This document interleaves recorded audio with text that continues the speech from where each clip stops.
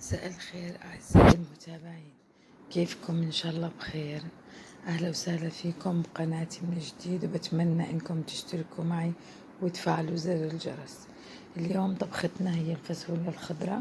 نحتاج كيلو بندورة وكيلو فاصوليا وكيلو لحمة، بصل وثوم وصلصة بندورة وسمنة وقرن فلفل أخضر، والبهارات الخشنة لسلق اللحمة، وبهارات ناعمة لطبخة الفاصوليا.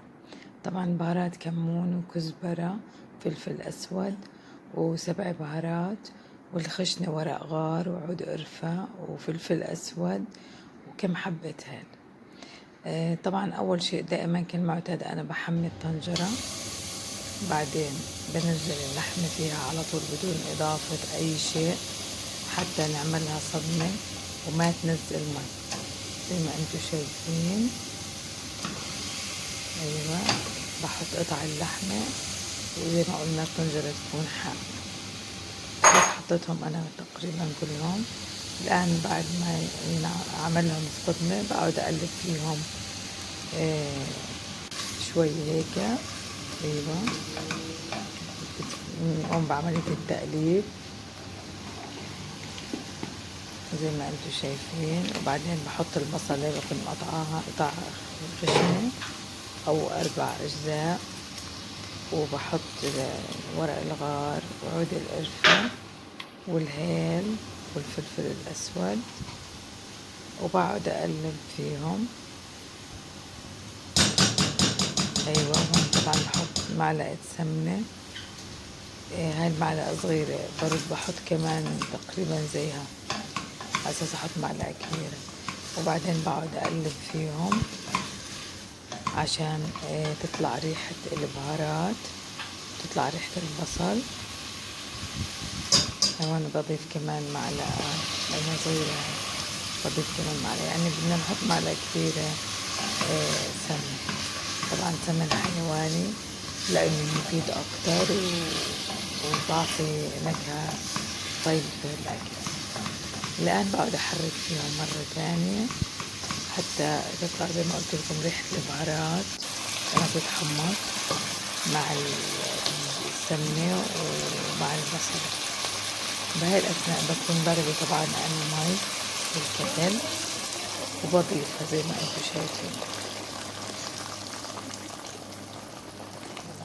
أيوة، هيك أنا أضفت المية، بغمر فيها اللحمة، بعدين بحركها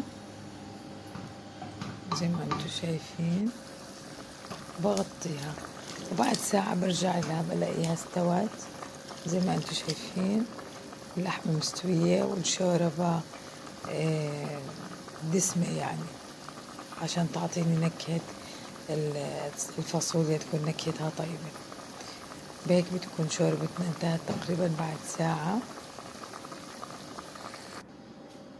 بعدين بصفيها من البهارات الخشنة، باخد بس اللحمة والشوربة، وبعدين بضيف قرن فلفل أخضر، والفاصوليا بكون غسلاها ومنشفتها، وبكون أنا كمان فارمة تومة بفرمها على المكنة وبضيفها هلأ عليهم. أنا كنت استخدمت نص راس توم صغير.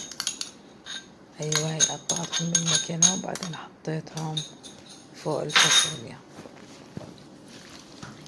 وبحركهم وبغطي الطنجرة وبتركهم كمان تقريبا هيك 10 دقايق وبرجع لهم. أيوة، حركت التومة، تأكدت إنها اتجانست مع الفاصوليا واللحمة، ورجعت لهم بعد تقريبا 10 دقايق أو أقل. في هاي الأثناء أنا عصرت البندورة، ضربتها بالخلاط بالمورينكس، وإجيت هلأ أضفتها على الفاصوليا. وبعدين بدي أضيف البهارات الناعمة اللي زي ما احنا حكينا. هون عندي كمون معلقة صغيرة تقريبا، وهون فلفل أسود نص معلقة،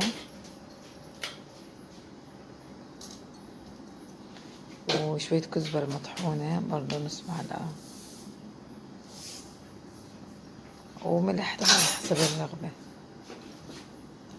عاد هلأ بحركهم كويس وبغطي الطنجرة وبتركها لهم لما تتسبك البندورة. ايوه يعني 5 دقايق هيك بتكون متسبكة البندورة زي ما انتم شايفين، وبهيك بتكون طبختي استوت الحمد لله وشكلها طيب، وبتمنى انها تنال اعجابكم. بتعملوا جنبها رز ابيض زي ما قلت لكم، وبتتقدم مع اي شيء انتم بتحبوه، زيتون، فلفل اخضر، اللي بتحبوه. بصحتين وعافية، واتمنى انها